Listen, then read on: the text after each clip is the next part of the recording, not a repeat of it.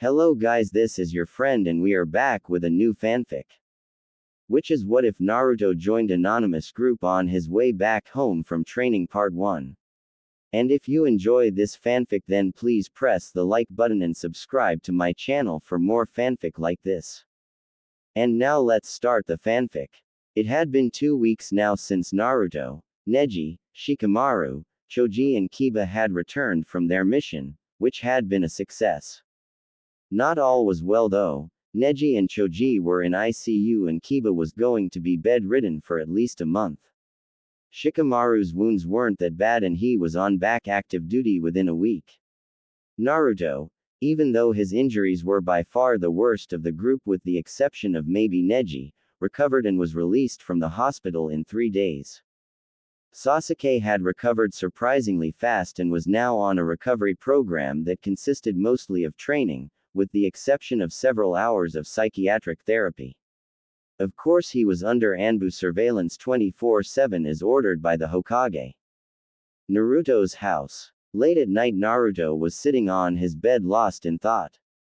Since the mission had been a success, Naruto expected the villagers to actually praise him or at the very least reduce the cold stares, but that was not the case. The villagers actually blamed him for being a bad influence on the Uchiha heir and treated him even worse. Damn that Sasuke. He never does anything beneficial and he's still loved by everyone, thought Naruto angrily. If anything, he's responsible for Neji's, Choji's and Kiba's condition. And as soon as he's out of the hospital, guess who decides to train him? Kakashi, of course. Why the hell does that traitor get all the attention? Naruto's tone was becoming even angrier. I saw that bastard not too long ago. Doby this and Doby that, was all he said. As if nothing even happened. AHHHHRRR. This damned village is getting on my nerves, Naruto was now screaming inside his head. Damn it, shut up kid. Roared the Kyuubi. If you're so angry why don't you just kill them? Oh that's right, I forgot. You're so innocent you wouldn't hurt a fly, said Kyuubi sarcastically. I'm not like you Fox, I don't just go on killing sprees because I feel like it. You are so weak, you know that. I'm not weak. Don't you dare call me that, stupid Fox. You know you should rebel against these people. Leave the village, leave your so-called friends, get away from all the pain they are causing you. You don't owe them anything, why should you stay? Questioned the Kyuubi. We can train far away from this village, what do you think kid? I can make you really strong. So strong even the Hokage won't be able to rival your power. The Kyuubi grinned evilly in his cage. If I can make him leave the village it would be so much easier, though the Kyuubi hoping that he made his argument strong enough for the boy. On the outside Naruto was heavily considering the Kyuubi's offer. The Kyuubi was right, Naruto didn't owe the village anything, more like the village owed him, and if this was their way of paying him back then screw them. If kind words didn't get through to them, then maybe violent actions would. That's right, I don't owe these bastards anything. They can rot in hell for all I care, announced Naruto. Alright Kyuubi, let's go. Let's leave this godforsaken place. Naruto quickly packed up some bare essentials, a change of clothes, toothbrush, money and all of his weapons. He didn't bother packing food since he could always hunt. He suddenly noticed the necklace Tsunade had given him and his forehead protector. Naruto ripped off the necklace and threw it on his bed. However, when he went to do the same thing with his forehead protector he was stopped by the Kyuubi. Kid, keep that. It may be a painful reminder, but if you ever need to get back in the village it would make things a lot easier. Yeah, you're right, thanks Fox. Cut it out with the that call me by my name, snarled Kyuubi. Alright Kyuubi, will do. Then what are you waiting for? Let's get moving. Better to leave this place secretly so that they don't send Anbu. Having spent all his life in Konoha, Naruto knew many ways to get out of the village in secret. However, luck wasn't on Naruto's side today. Just as he was about to jump over the northern wall, a Chunin guard grabbed him by the shoulder and demanded to know what he was doing. Naruto's emotions ranged from shock at being caught to very pissed that he hadn't been able to slip out. Before the Chunin guard could raise his defenses, Naruto smashed his fist into the guard's stomach, knocking him out, and proceeded to quickly leave. However, he had forgotten that the guards always patrolled in pairs, thus he did not notice when the other Chunin disappeared in order to report to the Hokage. Hokage office. Tsunade was sleeping with her head on her desk surrounded by mountains of paperwork when suddenly there came a frantic knock on the door. She barely had time to wake up as the door burst open and a babbling Chunin burst in. "Shut up and calm down. I can't understand a word you're saying," yelled Tsunade, who was angry at the rude awakening. "I'm sorry, Hokage-sama, it's just that I just saw a ninja running away from the village," said the frightened Chunin. This caught the Hokage's attention. "Who is this ninja?" she asked in a serious tone, afraid that Sasuke was attempting to leave again. "Uzumaki Naruto," announced the guard. "What?" screamed the Godime. "Send out an Anbu team to bring him back right away. Alive, mind you," ordered Tsunade. "Yes, Hokage-sama. And get Jiraiya and Kakashi in here." "It will be done, Hokage-sama," said the Chunin as he left. "I hope this doesn't turn into something serious, though Tsunade, I hope Naruto doesn't do anything stupid, like try to fight the Anbu." As soon as Naruto was outside of the village, the Kyuubi pointed out that someone will definitely notice that the guard had been knocked out. "Well, what the hell was I supposed to do?" countered Naruto angrily.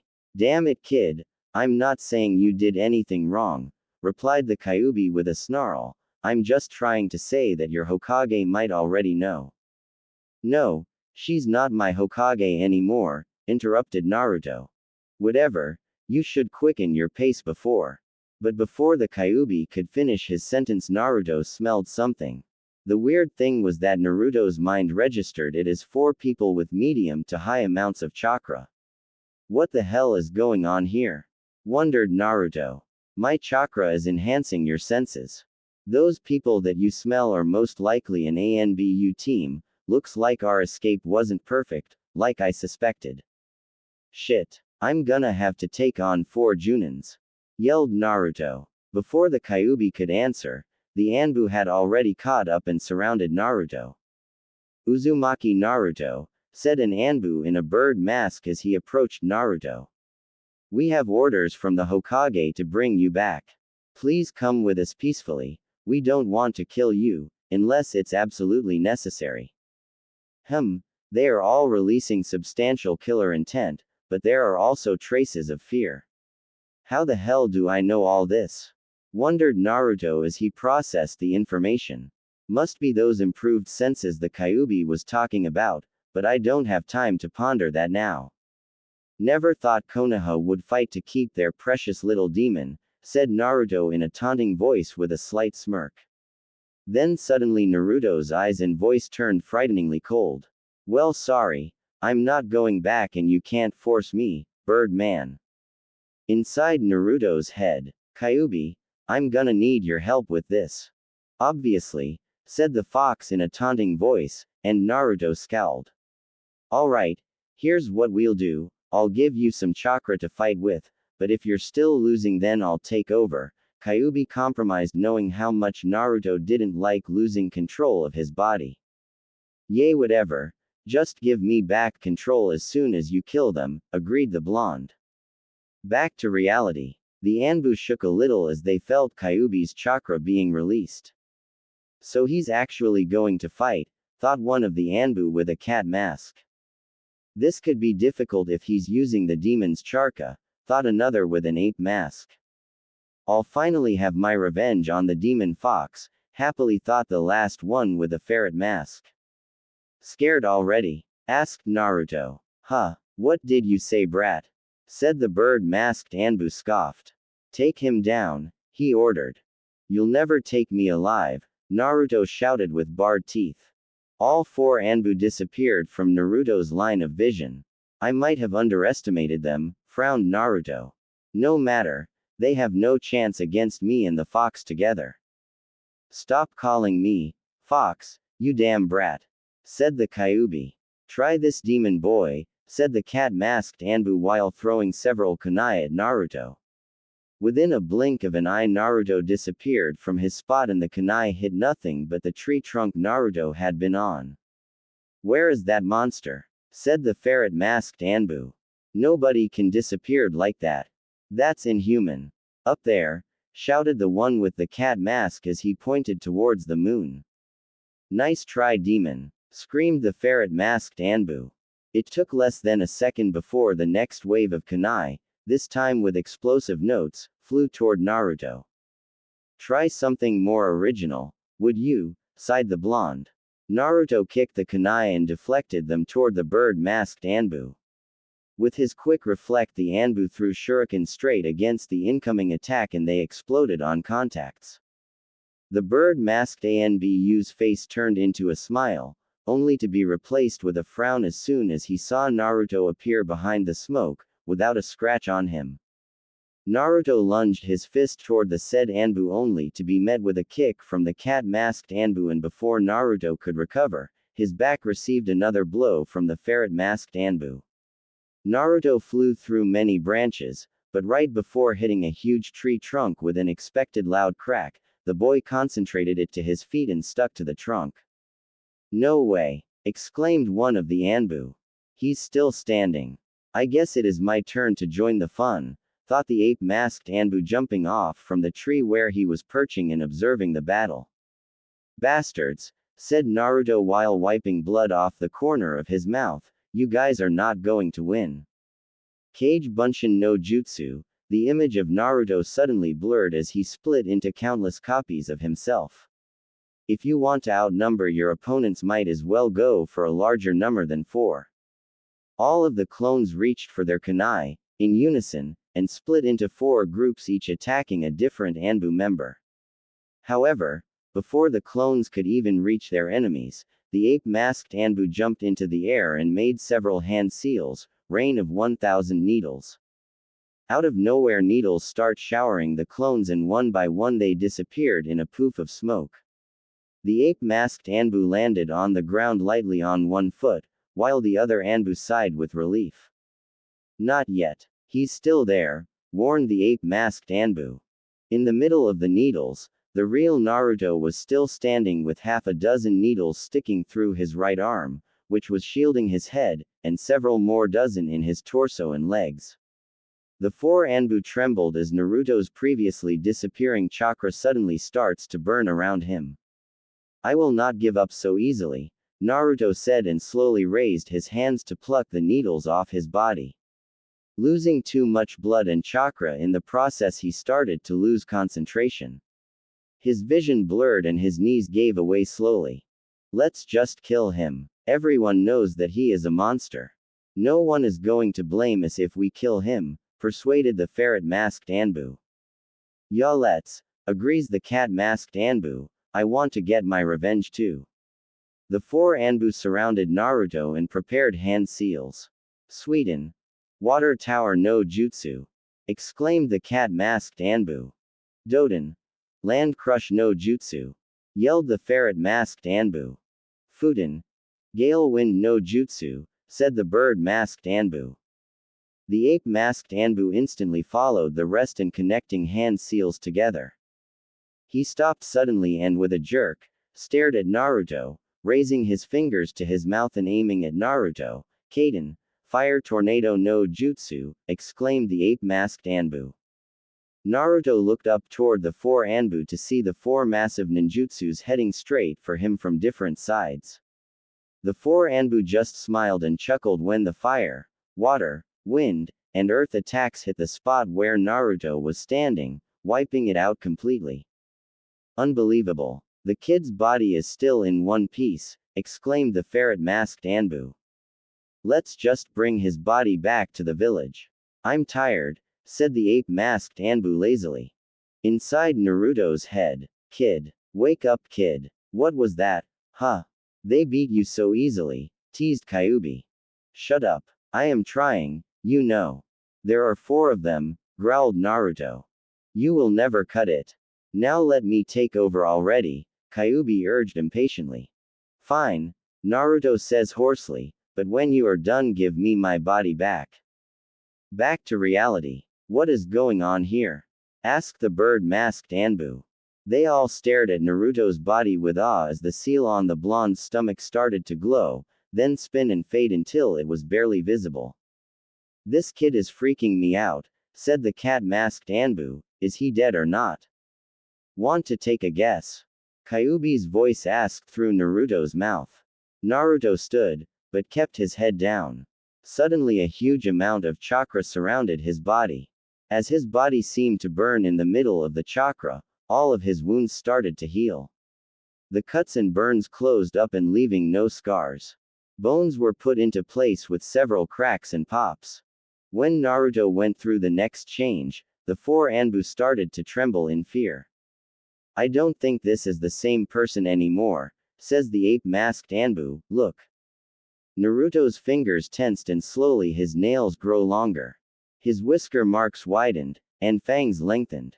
You're right, monkey. I am not Naruto, sort of, Kyuubi said while grinning.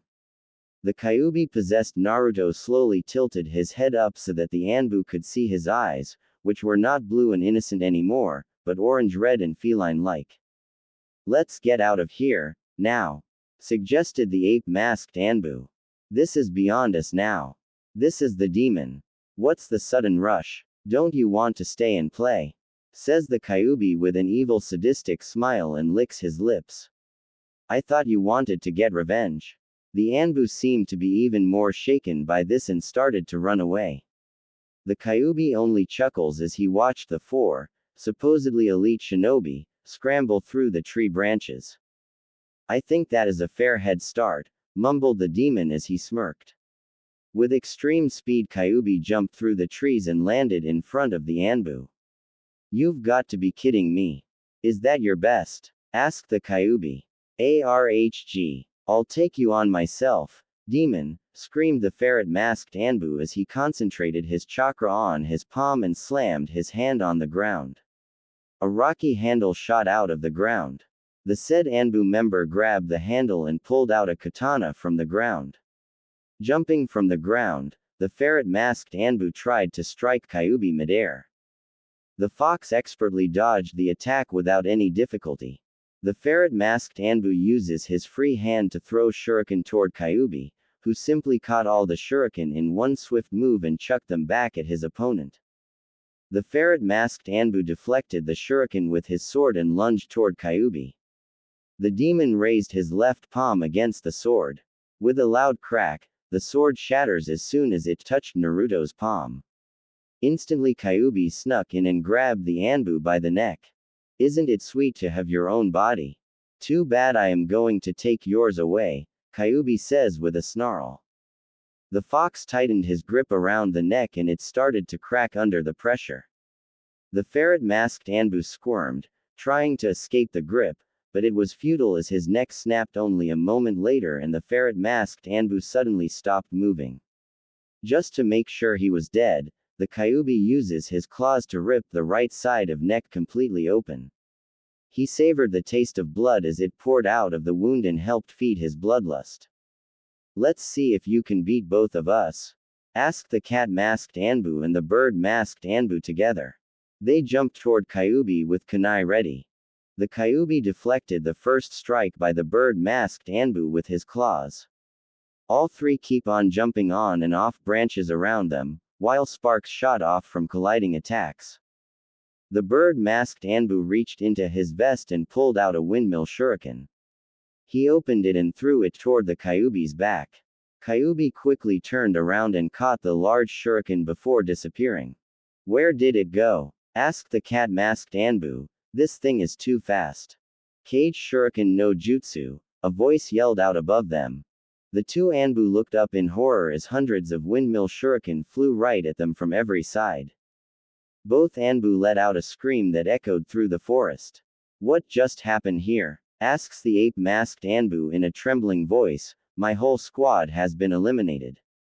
Well, there is still you, Kyuubi says from behind him. The ape-masked Anbu froze in from the killer intent. His body tensed and he couldn't move. Pathetic humans, Kyuubi scoffed. Thanks for the windmill shuriken, it was very useful. The ape-masked Anbu slowly turned his head only to see claws lunging toward his neck. No! Screamed the human right before he died. Anbu this, Anbu that, they are nothing but a bunch of sissies, scoffed the Kyuubi as he took a look around. Ah, the free world, but it seems it's time to go now. Kyuubi said sadly as he felt Naruto trying to regain control. The orange-red swirling chakra disappeared and Naruto fell to one knee, breathing heavily back in control of his body. He slowly stood up and looked over the disaster area of where the Anbu were killed. He stares in disgust, fear and, surprisingly, awe at what had just happened. The Kyuubi sure has a shitload of power, was the only coherent sentence that Naruto was able to construct from all his random thoughts. That was fun. Kid, you really should let me out more often, said a satisfied Kyuubi. Can't you do any clean kills? God, this is sickening, thought Naruto with a frown on his face. I'll remember that next time you ask me for help. Damn fox, mumbled Naruto.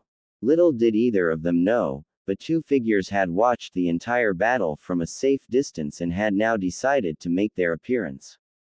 Even with his increased hearing, Naruto barely heard the two land on the ground behind him. Who the hell is it now? Thought Naruto in annoyance. What the hell do yo? Said Naruto as he was turning around, but shock rippled through his body and the words froze in his throat. In front of him stood two tall figures in black cloaks with red clouds painted on them and high collars that covered the bottom of their faces up to the nose. They both wore straw hats that had cloth hanging down all around the edge, completely covering their heads, only thinning out a little in the front, so that they could actually see. Since they both had their heads raised, Naruto could plainly see each person's forehead protector. The tall one, who looked to be about 6'8", had a wrapped-up katana on his back, the tip of which almost touched the ground and the handle ended about a foot over his head. His forehead protector was that of the hidden mist and had a line cut across the surface from one end to the other, the calling card of a missing nin. He had small white eyes and had markings on both cheeks that looked like gills. The other one, who was about 5'6", had a hidden leaf forehead protector that also had a line cut across the surface from one end to the other. His most distinct feature was the fully developed Sharingan in both eyes. Hello, Naruto, greeted the shorted of the two. Meanwhile, in the Hokage office, the Anbu have been dispatched over 20 minutes ago, but still no sign of Kakashi or Jiraiya. Where the hell are they? Asked an angry Tsunade. Just then the door opened to reveal two white-haired people. Damn it, Kakashi. Why are you always late? Yelled Tsunade. Is something the matter? Asked Kakashi in a completely calm tone. Yes, something is the matter. A certain student of yours, Tsunade pointed at both Kakashi and Jiraiya, has beaten up a guard and fled from the village. What? Yelled the Junin and Sennin at the same time. That impossible. Why would Naruto leave? Asked Jiraiya. That doesn't matter right now, we have to go after him, said Kakashi. I've already sent a team of Anbu after him. Under strict orders to bring him back alive, but since he's your student, and your responsibility, I want you to go and make sure that he is brought back safely. Ordered Tsunade. Hi, Hokage-sama, they said before disappearing in a poof of smoke. Please be all right, Naruto, thought Tsunade. Though something tells me that, unlike with Sasuke, we won't be able to get you back. Back in the forest, Naruto was way too shocked to even respond to the greeting. Oh shit, oh shit, oh shit. What am I gonna do now? Panicked a terrified Naruto. These guys are strong. If I remember correctly, they want my power. This could be a fortunate meeting, thought the Kyuubi. Hey kid, see if you can join up with them. What are you, crazy? They'll kill me. No, they want my power, and if you can use my power, then you will be a very valuable for them. And they will probably train you too, reasoned the fox. That'll be a load off of my shoulders, thought the Kyuubi. Kyuubi didn't mind making his vessel stronger, but Naruto was so stubborn and annoying that it would just be easier and less nerve-wracking if someone else did it. He couldn't, however, entrust this to anyone in that godforsaken village. Oh no, they would only keep him weak. You sure about this? Asked a now less scared and more skeptic Naruto. Yes. Trust me, damn it, growled the Kyuubi. If the Kyuubi is right, then this wouldn't be such a bad deal. No, not a bad deal at all, mused Naruto. The blonde's shock had already worn off and he was now standing proud and tall, beaming with confidence. It seems we were never properly introduced. My name is Uzumaki Naruto, said the boy proudly. However, I am no longer part of the Hidden Leaf. This reversal in attitude confused both Akatsuki members, but they didn't let it show. I am Uchiha Itachi, said the shorter of the two, Hidden Leaf's missing nin. And I am Hoshigaki Kisame, Hidden Mist missing nin, said the one with the katana. You should consider yourself a missing nin too. Especially after what you just did. Whatever, I don't care, Itachi-san, Kisame-san. Itachi's head jerked suddenly. Itachi-san. What the hell does he mean by calling me that? Kisame was a little surprised that the kid would instantly respect him, especially after the circumstances surrounding their last meeting. What does the Akatsuki want me for? Asked Naruto. I don't know, our orders are just to capture you, answered Itachi in a cold tone. Cold eyes, cold tone, cold everything, now I see where Sasuke gets his attitude from, commented Naruto in his head. Remembering his old teammate made Naruto frown. That bastard, son of a bit, no use in remembering him and worrying about him. I have a new life ahead of me now. Well, do you think it would be possible for me to join the Akatsuki? Asked Naruto hesitantly. Itachi and Kisame exchanged glances. He wants to join. By his own free will. Whispered Kisame. Well, from what we just saw, the kid does have potential. I don't think our higher echelons would refuse. Whispered Itachi. Not that it really matters, as long as we bring him back with us we're fine. Then turning back to Naruto, Itachi said, I don't think that would be a problem, however the decision isn't for us to make since we do not run this organization. Then can you take me to the ones that do make the decisions? Asked a hopeful Naruto.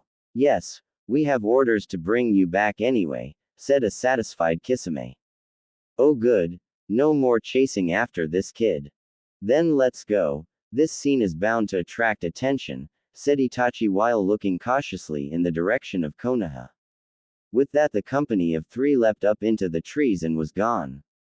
Was getting brighter now, light was starting to graze the mountaintops in front of them.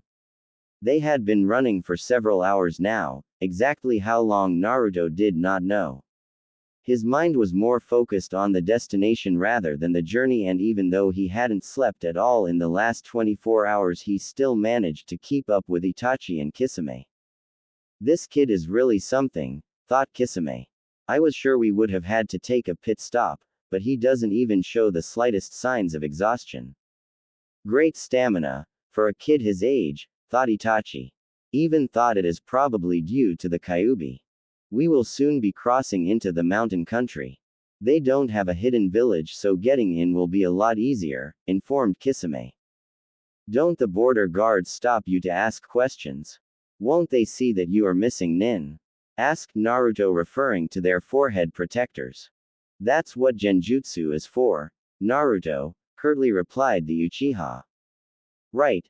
Naruto nodded in embarrassment. Let's slow down to walking speed now, ordered Itachi. We don't want to attract attention by continuing like this. Understandable. Blending in with the crowd, more or less, reasoned Naruto looking at how the Akatsuki members were dressed. Yes, the less attention you attract the better. This is one of the basic principles of stealth, lectured the Kyuubi. You'll learn more later. The border station soon came into view and the group slowed themselves down almost instantaneously. The station itself wasn't anything impressive, just two houses standing opposite each other on each side of the road. In between them was a small gate that opened outward to let people in and out of the country. Itachi and Kisame performed a genjutsu that made them look like simple farmers. Naruto was also about to change himself, but Itachi stopped him, reasoning that he didn't look suspicious and that the border guards haven't received any news yet. Actually, I think he should cover up those whisker marks, suggested Kisame. This way the pursuers don't know where to find us. That's true. Hold on a moment, Naruto, said Itachi as he performed another genjutsu that not only hid Naruto's whisker marks, but also made him look like the son of a farmer. I thought you were just going to hide the whisker marks, whined Naruto in confusion. It's not that he particularly minded his new look, it was necessary after all, the problem was just that he didn't like being deceived and/or lied to. We can't be too careful, replied Itachi in a stern voice. The eldest Uchiha had never been good at dealing with kids and all their misplaced whining. Once they got to the gate, the guard lazily made his way out of the building and asked what business they had coming to the mountain country. Itachi made up something along the lines of going to visit relatives, or some shit related to family. Naruto put on his happy mask, and acted all excited about seeing his sister after so many years. All in all, they got through the security quite easily. The trio continued at a leisurely pace until the border was out of sight and then instantly picked up the pace, albeit not nearly as fast as when they were running through the fire country. We don't need to travel really fast now, explained Itachi.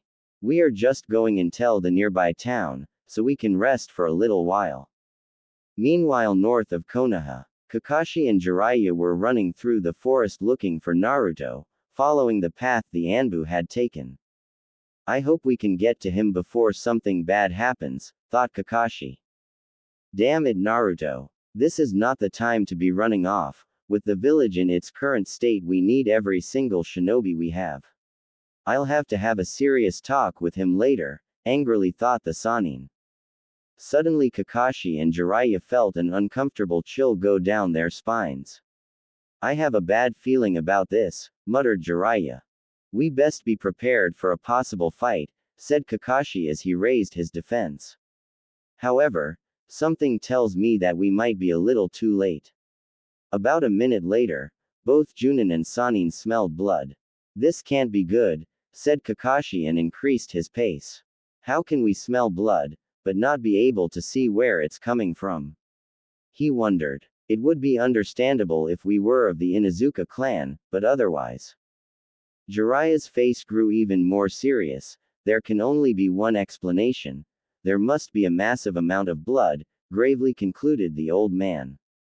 The Anbu tracks seem to be going in the direction of where this smell originates. Maybe they followed it too. Kakashi tried to lighten the situation, but it didn't work. The deeper they traveled into the forest, the thicker the smell of blood became.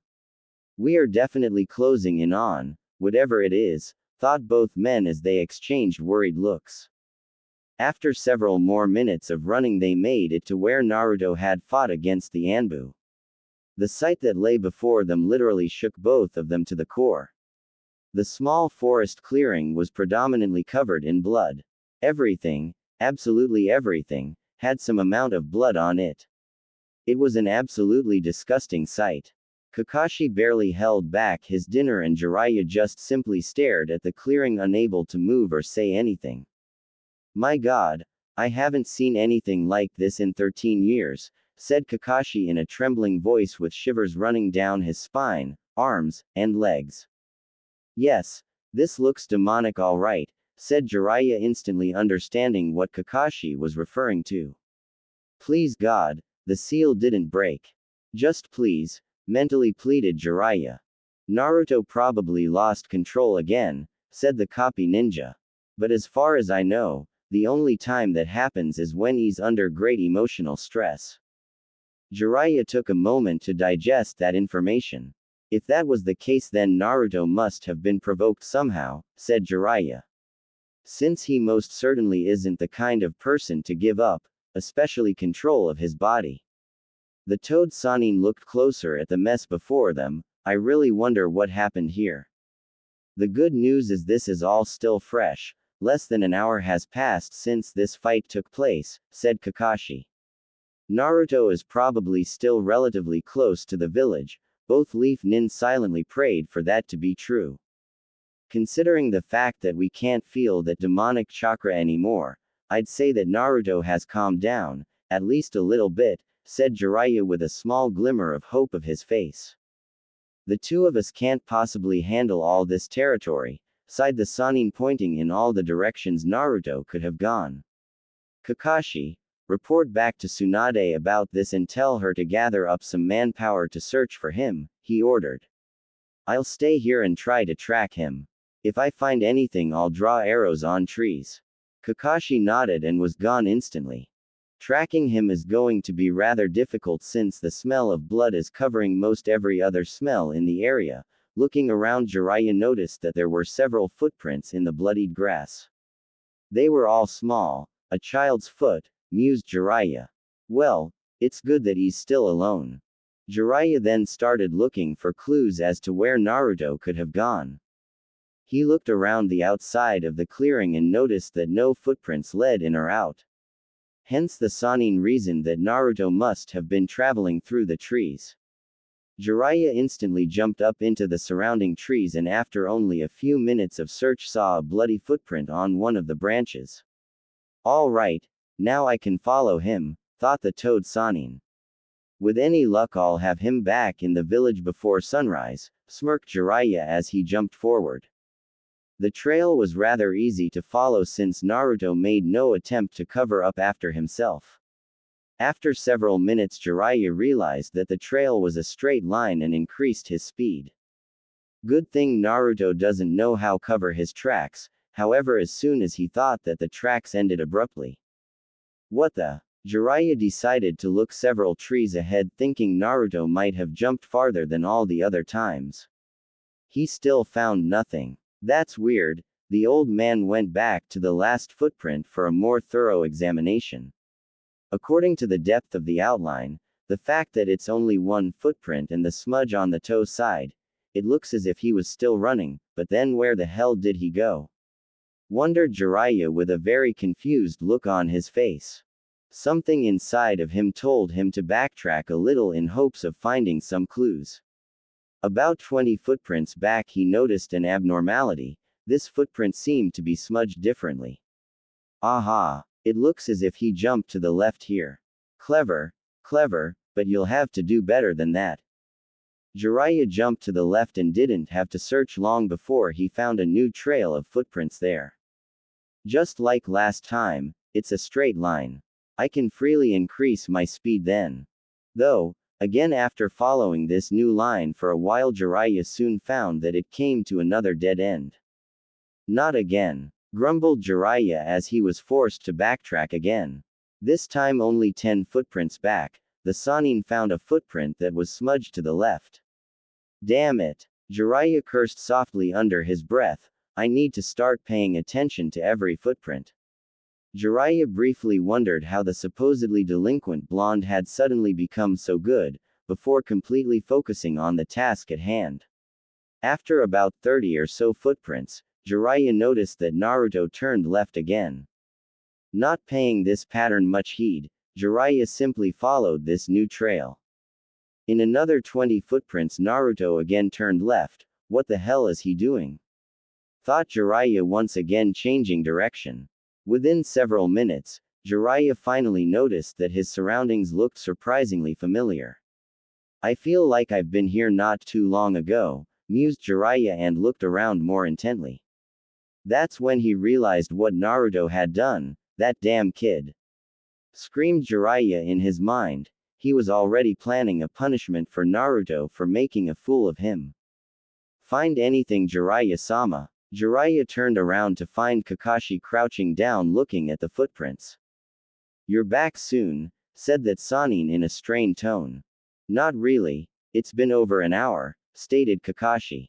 An hour? Yelled Jiraiya. Well yes, I reported to the Hokage. Told her about everything that we found here. Then showed her on a map approximately where this happened, so that she could better strategize where to send other shinobi, explicated the younger shinobi in a calm voice. She is going to gather more forces to look for him at dawn. Jiraiya nodded in understanding, but looked back down at the ground. These are his tracks, are they not? Asked Kakashi while pointing at the footprints.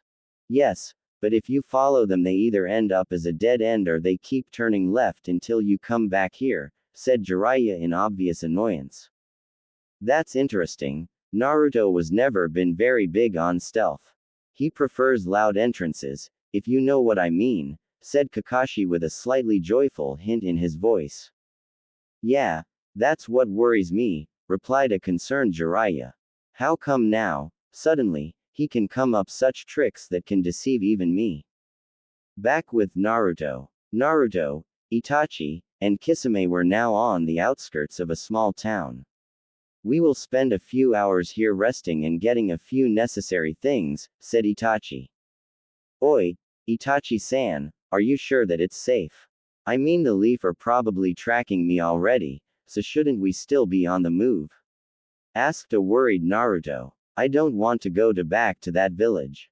Naruto, I don't think you realize, but considering the speed we were just traveling at, we are actually about a week's worth of normal travel time away from Konoha, replied Kisame with a grin.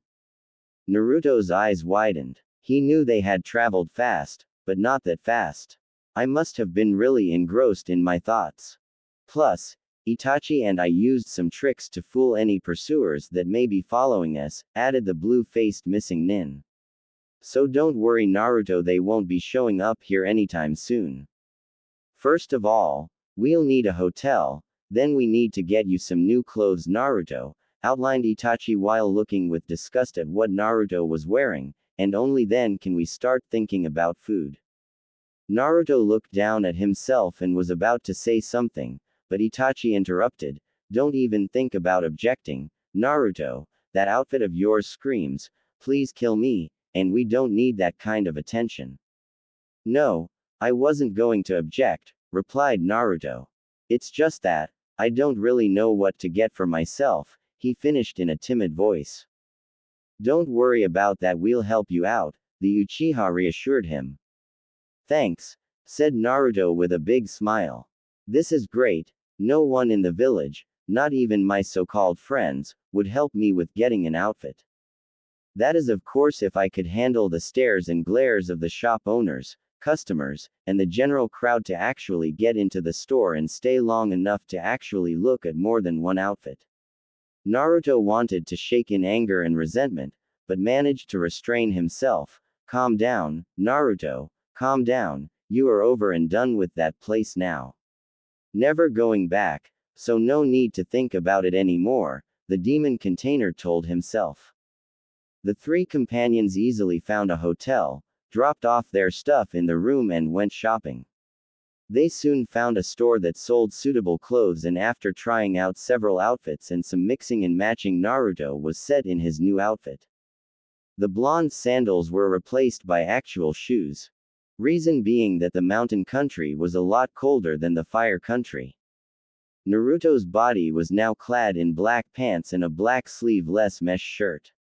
On top of the shirt was a dark red jacket that had several pouch pockets on the chest, 2 regular pockets on the sides and even a pocket on each sleeve.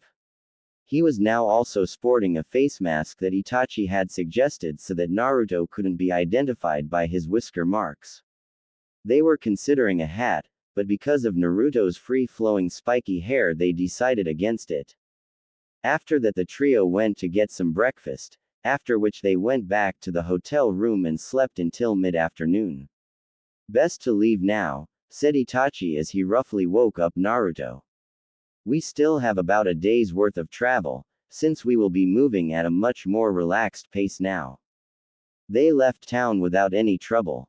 Naruto was surprised to see that even though their group was drawing looks from the crowd, that the looks were of amazement, surprise, or even admiration. This feels really nice, so good to be away from home, thought Naruto, instinctively calling Konoha home, and immediately mentally kicking himself for it. During the trip, Itachi explained that the mountain country, since it didn't have a hidden village, was in alliance with the Earth country. So if anyone from this country wanted to hire a shinobi, they would go to the hidden stone. Itachi politely answered all of Naruto's questions about the mountain country and about some other countries, except the water country because that was Kisame's specialty. Naruto found that both Itachi and Kisame were quite talkative and didn't seem to be so bloodthirsty as long as there was no one else around. They didn't arrive at the next village until midnight. Not wasting any time, they had a light dinner and went to sleep at the only hotel the village had to offer. They slept in late, since they had no deadline to keep and weren't really worried about Konoha shinobi crossing the border and finding them. During lunch, Kisame showed Naruto a map of the entire ninja world, on which he pointed out approximately where they were in relation to Konoha. Naruto was amazed to have traveled that far in only a few hours. Kisame on the other hand was amazed that Naruto could keep up with them for such a long time, but of course did not tell the boy this. Once on the road again, Itachi announced that they would reach the Akatsuki lair by nightfall. As they got closer and closer to their destination, Naruto became more and more worried. What if they don't accept me? What if they only want the power inside of me? What then? Oh shit, what have I gotten myself into? Maybe I shouldn't have come along. These were the kinds of questions that were floating around in Naruto's head. The Kyuubi's not answering, I guess he must be asleep. Well, that's alright, I don't really need him right now anyway. Itachi noticed Naruto's discomfort, but decided not to say anything. What could he say? He didn't know what the Akatsuki really wanted with Naruto, it wasn't even his concern. So they just continued walking. The group of missing nin had been walking for about 5 hours, the sun was setting and the road was now going through the mountains. Suddenly to the right a narrow path came into view, it tightly passed right between two slabs of stone. The trio moved off the road and walked on this path until it ended in a dead end. Itachi-san, are you sure you know where you're going? Asked Naruto looking up questioning at the stoic man. Itachi just glared at him. Well, I mean, it is dark and maybe you lost your way since. Before Naruto could finish, Kisame picked him by the waist and jumped halfway up the mountain, using the sides of each slab to push off of. After several seconds they were standing about 500 feet above their former position, on a wide open ledge. Itachi landed right behind them and walked right up to the side of the mountain and started doing some hand seals. He then touched the stone in a few places and did a few more hand seals. Naruto was watching this in absolute confusion. What the hell is he doing? First he leads us to a dead end and now he's trying to perform some sort of jutsu on a wall. Weird. Just then a part of the wall simply dissolved right in front of the trio to reveal a dark tunnel. Naruto stared down the dark passage that seemed to have no end. Itachi and Kisame calmly started walking in, but noticed that Naruto wasn't following. Come on kid, let's go, said Kisame. Noticing that Naruto wasn't even moving, Kisame grabbed Naruto by his arm and dragged him in. Naruto tried feebly to resist, but Kisame just pulled harder, forcing Naruto to follow him. They walked for what seemed like eternity down this dark corridor, which occasionally turned to the right or left. Naruto looked back at one point and noticed that he could no longer see the light of the entrance behind him. You can't go back now even if you want to. The boulder has moved itself back into place and is being held there by ninjutsu, explained Kisame. Well, isn't that reassuring? Thought Naruto sarcastically. Don't worry too much about it, said Itachi to the obviously scared Naruto, just whatever you do don't be disrespectful. Hi, stuttered Naruto. Soon after Naruto could see a faint light in front of them. As they got closer he made out the outline of a door right next to the torch that turned out to be the light source. Itachi opened the door and went in followed by Naruto and Kisame. The inside was well lit and it took Naruto a little while to get used to the brightness. The trio was now in what looked like a waiting room. Naruto caught sight of Itachi talking to some holes in the wall on the far side of the room. There was another door on the opposite the one they had come in. Kisame, what's Itachi doing? Asked Naruto. He's arranging a meeting, said Kisame. Oh, an hour later. The door next to the holes in the wall opened to reveal nothing but darkness. Itachi walked through the door and seemed to disappear into the darkness. Kisame tapped Naruto's shoulder and beckoned him to follow as he made his way to the door. Naruto hesitantly followed. Once inside the room he immediately noticed Itachi standing right in front of him and had to move slightly to the right, so as not to bump into him. I wonder if that's ninjutsu or genjutsu, thought Naruto and started looking around the room. With the exception of 3 candles, that stood equally spaced several yards in front of them, the room was absolutely dark. Behind each of the candles, Naruto could barely make out an outline of a person, but could not see their face. These people sure are secretive, thought Naruto. Well, what did you expect, kid? That they would reveal their identity to every stranger? Said the Kyuubi in a bored tone. Guess not. Itachi's voice brought Naruto back to reality. Sir, we have completed our mission and brought Uzumaki Naruto back with us, said Itachi in a calm voice. So I see, said the person in the middle. However, it seems to me that there is more going on. Yes, this time around he came with us willingly, replied Itachi. And what would be the reason for this? Asked the figure on the right. At this point Kisame nudged Naruto a little bit, motioning for him to speak. Naruto gulped, but stepped forward, spoke on his own accord. He was surprised when his voice came out calm and collected. I came willingly because I am no longer a part of the Hidden Leaf Village, and I was hoping that I could join the Akatsuki. A soft chuckle was heard from the person in the middle. So you want to join the Akatsuki? Asked the person on the left. Naruto said yes and nodded. And you think that because we've been hunting you we would like that? He continued. Naruto didn't say anything, but you could tell that he was getting nervous and that had indeed been the reason. Suddenly Naruto could see the middle figure leaning toward the figure on the left, obviously whispering something. The talk between the Akatsuki echelons. This whole conversation is being whispered. Roto is the one in the middle, Kane is on the left, and Hayako is on the right, Naruto's perspective. Perhaps we should consider this, said Roto. No, we should proceed with the original plan, replied Kane. I know this isn't exactly what we had planned, but if he joins we will still have the power of the 9 tails, countered Roto. But that kid will have it, not us, said Kane. Look, this way we can train him to be a weapon, said Hayako. That's true, said Roto, and this way is a lot more reliable. Who knows how many things could go wrong if we went with the original plan. That's true, the original plan is quite risky, said Kane. Exactly, so if we do this, we are guaranteed to have the power of the 9 tails work for us and not against us, said Roto. Fine, agreed Kane. Good, then it's settled, said Roto, however we still need someone to train him.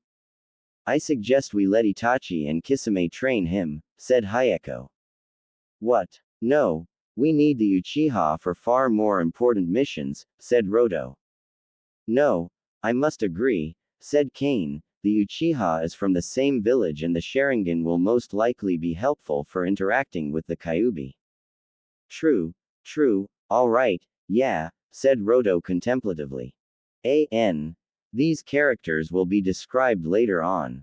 Back to regular talking. Naruto, we have decided to accept you into the Akatsuki, said the person in the middle. No names since Naruto hasn't been introduced yet. Naruto instantly felt better and smiled a little. However, the first 3 months will be your probation period, said the person on the left. Naruto's smile faded a little bit. Now Naruto, could you step out to the waiting room for a little while, said the person in the middle. Alright, said Naruto, as he turned around and was shocked to see that it wasn't a wall of darkness as he had expected. Where the wall of darkness was supposed to be there was nothing. Naruto could easily see the entire waiting room. Naruto quickly recovered from his shock and went back to the waiting room. As he sat down on one of the chairs, he quickly glanced back to look at the other room and was shocked once again. The wall of darkness was there once again. What the hell? Did they put that up as soon as I walked out? Naruto questioned in his mind. Suddenly Naruto could hear the Kyuubi chuckle lightly. No kid, no, that was never removed. It's a ninjutsu that on one side is absolutely black and you can't see through it no matter what, but on the other side it's completely transparent. Anyway, just relax kid, they are only talking about your life in there, said the Kyuubi placidly. Yeah, only, said Naruto sarcastically. Hey, I thought you were gonna actually teach me some new jutsus. Have some goddamn patience kid. Plus you need to strengthen your body quite a bit before I even bother with you.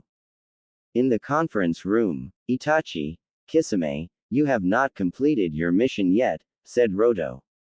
What do you mean? We brought back the brat, didn't we? Asked Kisame. Yes, but that was only the first part of the mission, said Kane. The second part is training him, isn't it? Asked Itachi. You always were sharp, Itachi, said Roto. Yes, the second part of your mission is to train him. Apart from regular training, we need him to easily be able to use the powers of the Kyuubi, said Kane. Understood, said Itachi. Yes, sir, Kisame reluctantly agreed. Damn, I have to spend more time with that kid. I really hate brats. Also Kisame, we will need for you to teach him water jutsus, said Roto. We want him to be versatile in every element, so when he is done learning water jutsus, Kisame, you will be replaced with Reiko so that he can learn lightning jutsus. We are to train him as in right? Asked Itachi. After the next 3 months are up, you'll know what he is best at. That is what we will be training him as, said Roto. Itachi and Kisame nodded and turned to go, but were stopped by Roto's voice. You are to stay here for the next 3 months. I'm sure you know where the training facilities are, said Roto. Yes, sir, said Itachi. Good, then you're dismissed, said Roto. Itachi and Kisame then walked out to the waiting room to join Naruto. No matter what you said to Itachi and Kisame, you do want him to be in, don't you? Asked Hayeko. Yes, and once he's trained we can finally put some our long-term plans into action, said Roto with a mischievous smile. In the waiting room, come Naruto, said Itachi as he walked toward one of the walls of the waiting room. He pressed his fingers in a certain pattern against the wall and it disappeared to reveal a well-lit corridor. As they walked down the corridor, Itachi explained a few things to Naruto. Naruto, Kisame and I will be training you from now on. Naruto nodded. I expect absolute cooperation, said Itachi. And don't whine, kid, added Kisame, I have whining brats. Yes, sensei, said Naruto. Good, I'm glad to see you agree, said Itachi. Now let's go to our rooms and then I'll give you a tour of the compound. After a few minutes of walking down many different corridors, they finally reached a corridor that had one door at the end of it. They opened the door to reveal a door with 2 beds, a table and several bookshelves.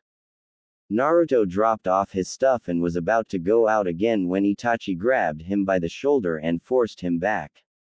He held out a black exercise suit and told Naruto to put it on, which Naruto promptly did. Your training starts now, said Itachi. That is a weighted suit, which will help build your muscle and chakra control. We are going to start you off with 50 pounds. Naruto's eyes bugged out. 50 pounds already? Naruto half screamed. Shut up, commanded Itachi. Any more complaining and I'll have you wear 100 pounds. Naruto promptly shut up, but continued to grimace. From now on you will wear that suit all the time, except in the shower. I know I said that this will help with your chakra control, but for the first week I want you to walk around in that suit without using chakra. After the first week is done, you will get more weight added to the suit and you will be able to use chakra to help you walk around. Itachi then put 5 10-pound weights into Naruto's suit and beckoned Naruto to follow him on the tour of the compound. As soon as Naruto began to move, he immediately felt the extra weight. He noticed that it wasn't that bad to walk around with, but when he thought about fighting like this he realized that this would seriously slow him down.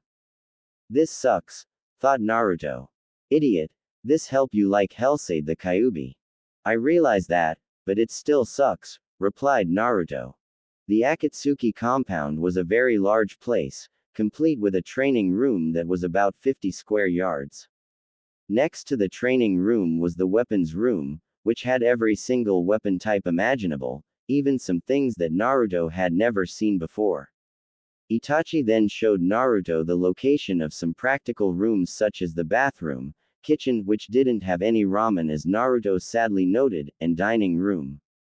Hey Itachi-san, when are you going to teach me that jutsu for getting in and out of this place? After the 3-month period is up, replied Itachi.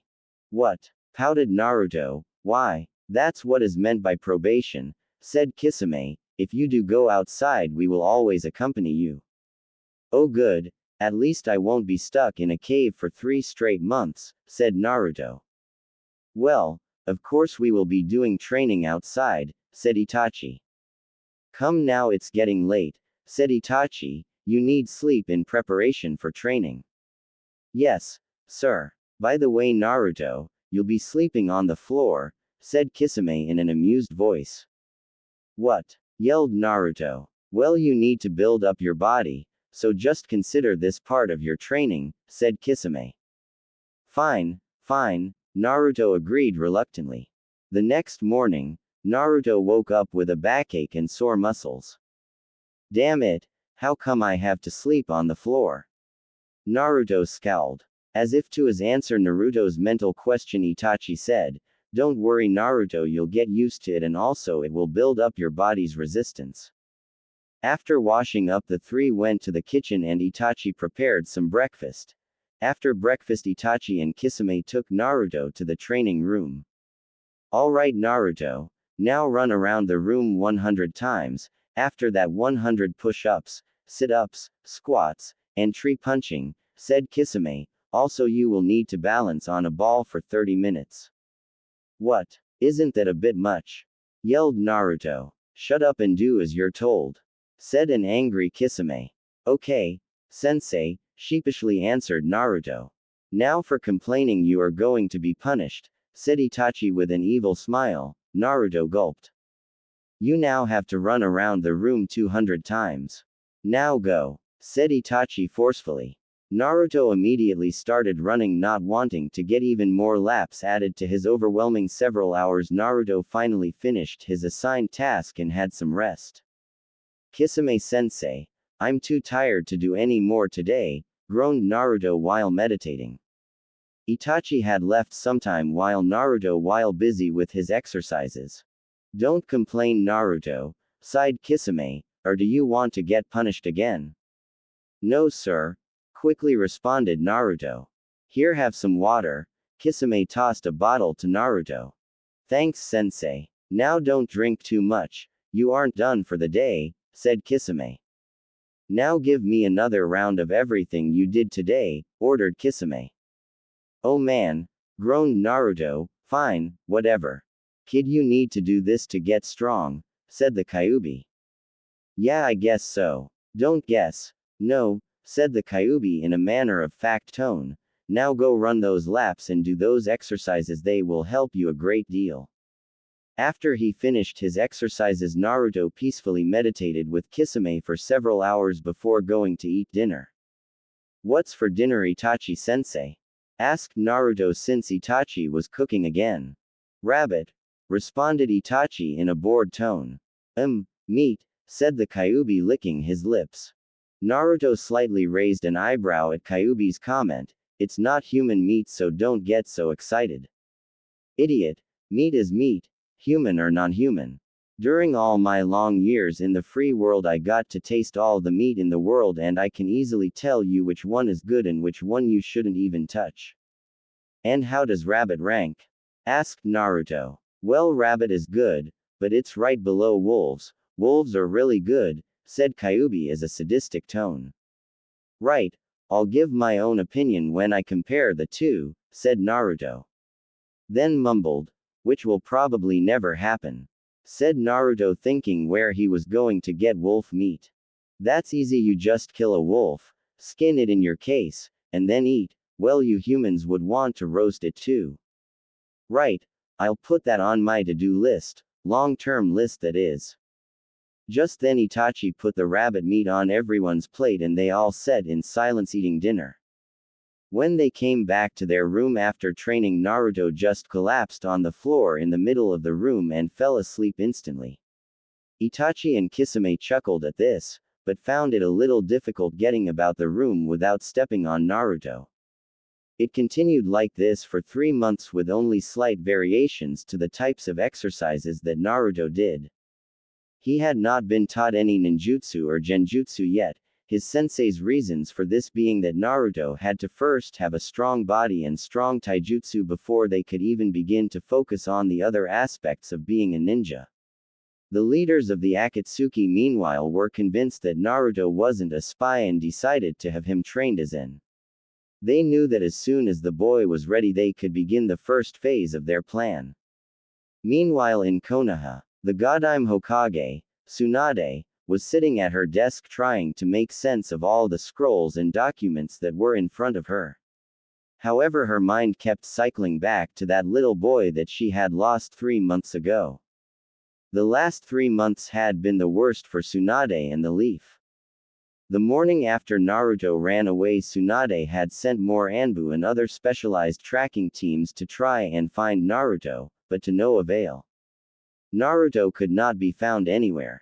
She then issued an order for search parties to be formed to look everywhere in the Fire Country for the boy. She knew, however, that not all of the teams would be so diligent in their search for Naruto. Not everyone wanted to have the demon fox back.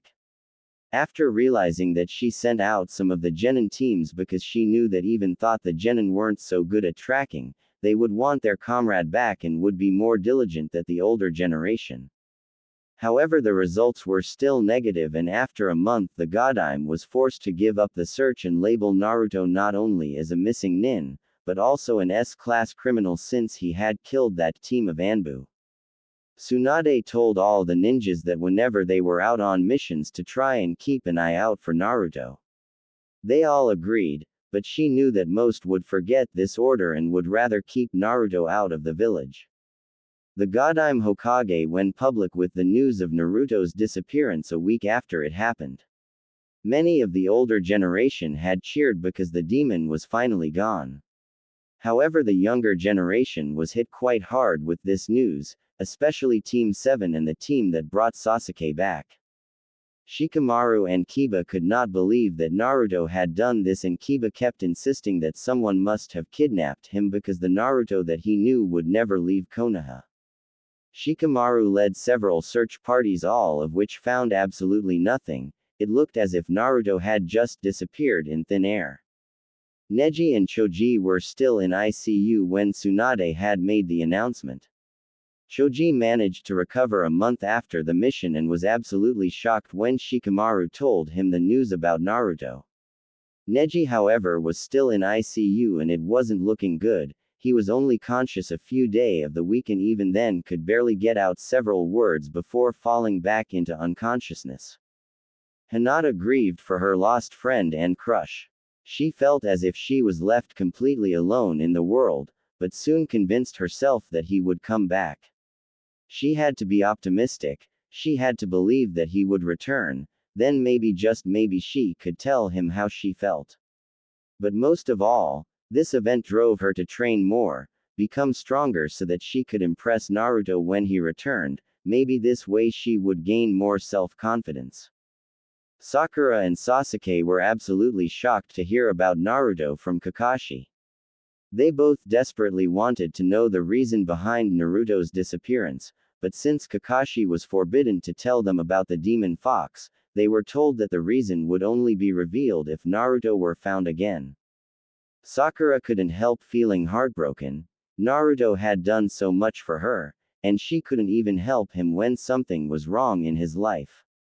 Sasuke just scoffed and mumbled something to the point of, "Dobi, I won't go chasing after you," which promptly earned him a slap for Sakura. That action surprised Sasuke, Kakashi and also Sakura.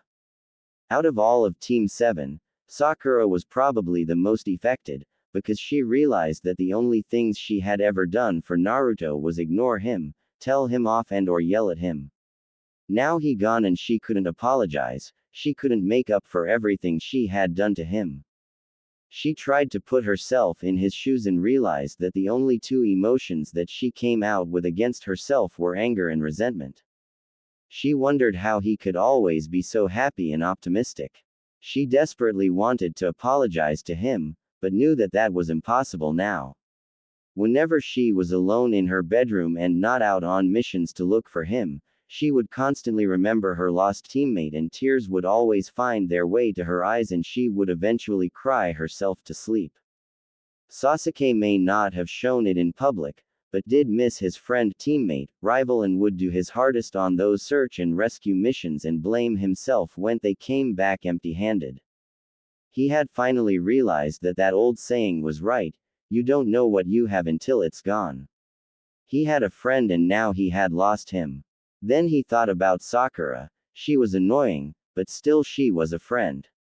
She may not leave the village, but would she stop being his friend if he kept acting cold? He thought that maybe he should at least try to acknowledge her. The rest of the Rookie 9 and Guys team, that are in any condition to be told the news, were absolutely shocked by Naruto's actions.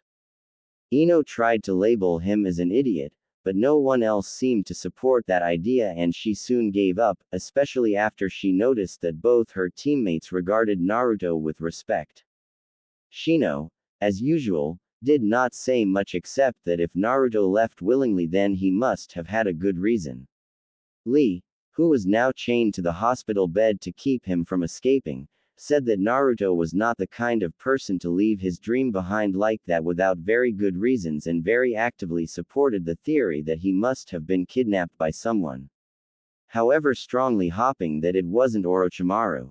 By the time Choji had recovered enough to be back on his team, the search was called off and Choji was forever left with the guilt of not being able to help his friend. Soon after, the teams were rearranged as follows. Team 7 now consisted of Sasuke, Sakura and Tenten.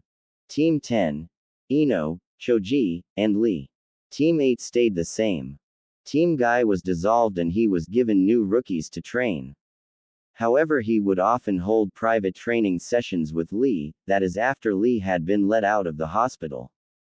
After the end of the 3 months after Naruto left, everyone except Tsunade, Jiraiya, Kakashi, Hinata and Sakura believed Naruto to have gone forever. Only those 5 brave souls dared hope and pray for Naruto to come back someday. They swore a silent mutual agreement that they would always keep their eyes open for their blonde, happy, loud and hyperactive friend. Back with Naruto. In contrast to the dread that was being felt by his teammates, these last 3 months were so of the happiest Naruto had ever had. Naruto now had teachers that liked him, or at least seemed to like him, that seriously trained him. Not like Kakashi or Ero Sennin, who would rather be doing anything else except training him. Itachi-sensei and Kisame-sensei wanted Naruto to get stronger. This was probably one of the most important reasons that Naruto finally threw away his mask completely and let his true intelligence and cold mood show. By the end of the 3 months of probation, Naruto was already carrying around an extra 300 pounds in his suit. His morning warm-up was to run around the training room 200 times and do 200 push-ups, sit-ups, squats, and tree punching. He could easily maintain balance on a ball for 2 hours straight without even breaking a sweat. His chakra control had also increased tenfold. Itachi had Naruto walk up and down the entire mountain. Not only that, Naruto could climb up the mountain on only his fingertips, using chakra of course. It was at this point that Itachi approached Naruto and told him that they would begin ninjutsu and genjutsu training. Naruto was excited beyond belief. However, before we start, Naruto, said Itachi, I think we should go have a talk with a friend of yours. Friend? Asked Naruto uncertainly. Then, thinking it was someone from Konoha, added, I'm not going back to that village. No, Naruto, we have no intention of going to Konoha of all places, replied Itachi. Then, what, friend, are you talking about? Asked a bewildered Naruto. A friend that had been with you your entire life, calmly replied Itachi. My entire life, thought Naruto, no way. Naruto's face paled slightly, you don't mean. Before he could finish, Itachi grinned and said, oh yes, your furry friend. Naruto, the time has come for us to go talk with the Kyuubi, said Itachi. But, how? Asked Naruto. I mean, talk with the Kyuubi is no big deal, but how are you going to do that? Mange Sharingan, calmly answered Itachi. Naruto paled when he realized what Itachi was talking about. That thing that he did to Sasuke, and then he couldn't wake up without the old hag's help, remembered Naruto. Seeing Naruto's scared expression, Itachi reassured him, don't worry Naruto, it won't be the same jutsu I used to Sasuke. I won't inflict damage upon you. Alright, fine, let's do it, said Naruto. Well kid, looks like we're gonna see each other face to face again. Itachi and Naruto sat down in a comfortable meditating position and Itachi switched his eyes to reveal the Sharingan. Naruto, just look into my eyes, and relax, said Itachi and activated the jutsu. The last thing Naruto saw, before everything turned black, was the redness of Itachi's eyes, and it seemed as though the 3 black dots began to spin around. The next thing Naruto knew, he was on his knees in that familiar murky corridor with the yellow walls and water that goes up to your ankle. Except this time was different, he noticed a black figure next to him, he looked up to see that it was Itachi. So this is what the inside of that seal is like, thought Itachi. In the distance they could hear growling and snorting. Naruto got up and started walking toward the sound. This menacing aura unnerves even me. Itachi shivered slightly, yet Naruto seems to be fearlessly going straight towards it. Naruto looked back when he saw that Itachi was not following, instead he was still looking around the corridor. Come on, said Naruto, there's nothing to see here. Naruto and Itachi steadily made their way down the corridors and passages until they saw what looked like a door of light. Stepping thought it, Itachi was amazed to see the great gate looming several dozen feet in the air. It had some intricate designs around the edges and there was a piece of paper with the kanji, sealed, written on it. Behind those bars lies one of the most powerful demons in the world. This thought made Itachi slightly uncomfortable, since he could sense the amount of power that was behind the gate. Suddenly out of the darkness appeared giant red eyes and white, very pointy, teeth. Itachi shook lightly as he laid eyes on the Kyuubi. Wow, it's enormous, were about the only thoughts that Itachi had at that moment. Long time no see, Fox, said Naruto, not very politely. Yes, we can once again converse with each other face to face, said the Kyuubi. Itachi was still speechless. Nice to see, come visit this dark, ugly, partially flooded home of mine, said the Kyuubi with resentment. Well, what the hell do you want me to do about it? Countered Naruto. Well, since it's your mind, you may as well try refining it. It's your cage, you decorate, argued Naruto. And what the hell am I supposed to use for decorations? You ungrateful little kid, roared the Kyuubi. Well, you seem to have plenty of fur that is going to waste, said Naruto sarcastically. Arg, roared the Kyuubi, that is not funny, kid. The argument between the kid and the demon continued on for a little while longer, making Kyuubi angrier and angrier. I don't believe this, Naruto is talking with the Kyuubi as if he's, well, just a normal person you meet out on the street. He doesn't seem to care that he's pissing off a great demon, thought Itachi.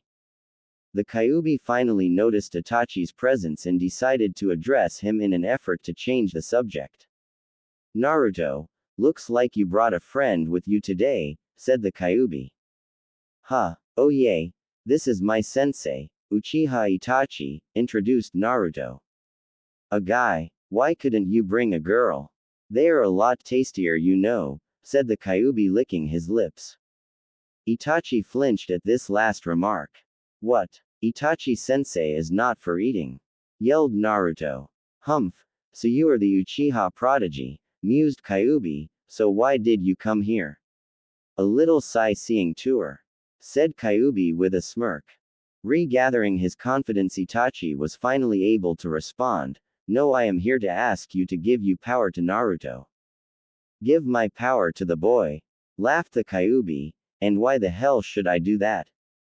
Well, he is your host and it is only natural that your image reflects on his, said Itachi. And because of that, don't you want your host to look good and be powerful? Questioned Itachi. Be powerful and look good, yes, I want that, mused the Kyuubi. Suddenly an evil grin crossed the Kyuubi's face. Speaking of looking good, the Sharingan looks very good.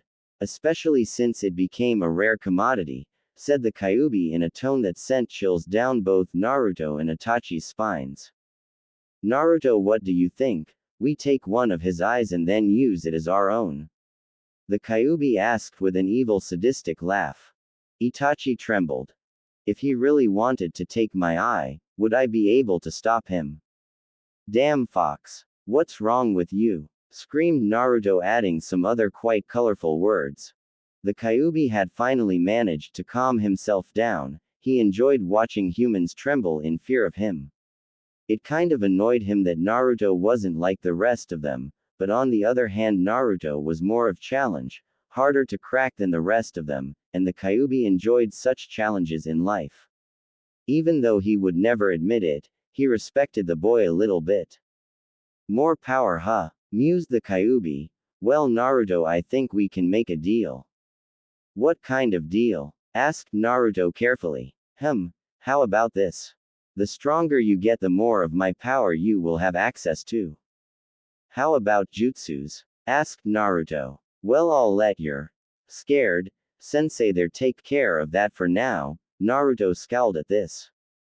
Later on I'll fill in the blanks and teach you some very high-level jutsus, said the Kyuubi sadistically. Naruto considered this deal carefully. It didn't seem bad. As long as he trained hard, the Kyuubi would give him more and more power. Alright, I agree, but first you gotta teach me something for all the hard work that I have put in these last few months, said Naruto forcefully. As if, growled the Kyuubi, now get the hell out of here. With that, the Kyuubi sent a wave of chakra at both Itachi and Naruto, and knocked them out to reality. Naruto woke up to find himself back in his room, lying down on the bed. Naruto tried to get up, but the pain in his head forced him back down. Goddamn fox, you didn't have to hit me that hard. As soon as he said that though, he felt his urge to perform some sort of jutsu. What the hell? I don't even recognize this order of seals, maybe I'll just wait a little bit before doing the jutsu. Contemplated Naruto. But as soon as he thought that, his headache seemed to increase even more, as if telling him to do the jutsu. Fine. Damn it, said Naruto while getting up from the bed. Can't I get some time to rest and recover? Mumbled Naruto as he was going through the seals. Seal, dog, dragon, bird, horse, ox, tiger. Fire wave no jutsu, yelled Naruto. He suddenly felt himself surrounded by an immense amount of chakra. Looking down and around himself, he saw that it was red chakra. Those physical form resembled that of a foxtail. Kisame appeared in front of Naruto with awe in his face. What the hell is that, Naruto? So I guess the Kyuubi decided to teach me a jutsu after all, smiled Naruto. This is a jutsu the Kyuubi taught me, calmly answered Naruto. Kisame blinked in surprise. The Kyuubi taught him. Well, this day just keeps getting more and more interesting. Flashback. After having a talk with the leaders of the Akatsuki, Itachi and Kisame were on their way to Naruto. So, Itachi-sensei, mocked Kisame, what kind of ninjutsu are we going to teach him first? Itachi sent Kisame a death glare, but calmly said, no, today I'm planning on helping him utilize the Kyuubi's powers. Kisame was clearly shocked, and exactly how are you planning to do that? By going into his mind and having a talk with the Kyuubi, said Itachi as if it was an everyday occurrence. You're gonna go, and, Kisame blabbered like his for a while trying to recompose himself. He's gonna go see the Kyuubi. I don't care if it's locked up in a cage, that's a demon for crying out loud. Thought Kisame. Finally, after several deep breaths, that's all great Itachi, but what if the Kyuubi refuses? I'm sure we can come to some form of agreement. I hope so. Kisame thought Itachi had finally lost it, but of course didn't say so out loud. Itachi, are you insane? This is a demon you're negotiating with. Even you, being you, don't hold anything over it. About an hour later, this is still in flashback. Itachi walks in carrying an unconscious Naruto over his shoulder. What the hell happened to him? Asked Kisame as he saw Itachi put Naruto on the bed. Passed out, Itachi said simply. Guess it strained his mind too much. Just then there was a knock on the door. Itachi opened the door to reveal a figure in all black with long dark green hair and emerald eyes. More on this person later. A few quick words were exchanged and Itachi made to leave, but turned around and said, I'm being summoned by the High Council. I'll be back in, sometime later. Guess I'll just let the brat sleep. Mental exhaustion, especially when the Sharingan is involved, should be allowed to pass naturally. End flashback. So I take it you and Itachi talked with the Kyuubi. It was more of a question than a statement though. Yeah, said Naruto calmly. I can't believe this kid, he's talking about as if it's a normal, everyday occurrence, thought a bewildered Kisame. Although Kisame wanted to ask Naruto how come he was so calm, he could risk letting the suspect that he was even the littlest bit scared of the fox. I see. What did you agree on? Asked Kisame. Basically that the more I train the more power the Kyuubi will be willing to give me, said Naruto as he released the jutsu. Kisame suddenly remembered about the new jutsu that Naruto had and asked him about it. Oh, it's a defensive jutsu. The Kyuubi said that it will keep out almost any kind of attacks, explained Naruto. He didn't tell me everything though, so I'm gonna have to play around with it later. I see, a demonic ultimate defense, thought Kisame. Then the door opened and Itachi walked in. Kisame, we have a mission in the waterfall country, said a serious Itachi. I see, answered Kisame and began packing his things. Naruto was dismayed. What about me? He asked. You're coming with us, replied Itachi, so get packing. All right, a mission, rejoiced Naruto. No, said Itachi, the mission is only for Kisame and me, you will just be training. Oh, pouted Naruto. Well, at least I get to travel, better than being stuck inside this hole. The three quickly packed up a few belongings. Itachi presented Naruto with his very own Akatsuki cloak that was of course cut down to fit Naruto. Even though Naruto had grown a little bit due to his intense training routine, he was nowhere near as tall as Itachi or Kisame. They had a light lunch and set out from their mountain residence. They traveled back the same way they used to come there. After several days of travel they arrived at the waterfall country without many occurrences. However, during this trip Naruto learned a very valuable skill, the ability to kill. It occurred at the end of the second day, when they had made camp and were getting ready to go to sleep. Naruto had first watch. About an hour after Itachi and Kisame fell asleep, Naruto picked up distinct sounds of people sneaking about around them. After just several seconds of listening, Naruto could tell that there were 4 people, 2 behind him and 2 in front. However, Naruto stayed perfectly still. So they think I don't notice, huh? Well, that'll be their undoing, thought Naruto while faking a yawn. From the feel of their chakra, or lack thereof, they are just bandits. Naruto smiled inwardly as he heard the 2 behind him start running towards him. Game on. One of the bandits smiled as he hit Naruto in the back with a butcher knife. The smile quickly faded when Naruto disappeared in a cloud of smoke. Before the smoke could clear, 3 shuriken had already hit the bandit, 1 in the back of his head, the other 2 hit the upper back. The bandit collapsed dead instantly, still holding the butcher knife. However, it was now clearly seen that the knife was lodged tight in a log. The second bandit, who was running right beside his comrade, saw this and spun around expecting Naruto to attack him from behind. The last thing he saw was the path that he had just come by. Naruto had reappeared right behind him and stuck his kunai through his neck. Blood was spraying everywhere as Naruto pulled out his kunai. Ah, the smell and feel of blood, isn't it great? Asked the Kyuubi, obviously satisfied with his vessel. Shut up. Don't make me lose concentration, I still have 2 more to take care of, yelled Naruto. He spun around prepared to deal with the others in the same way, but found that Kisame and Itachi had already dealt with them. After seeing this, he was surprised that he felt disappointed. What the hell? Why am I unhappy? Thought Naruto.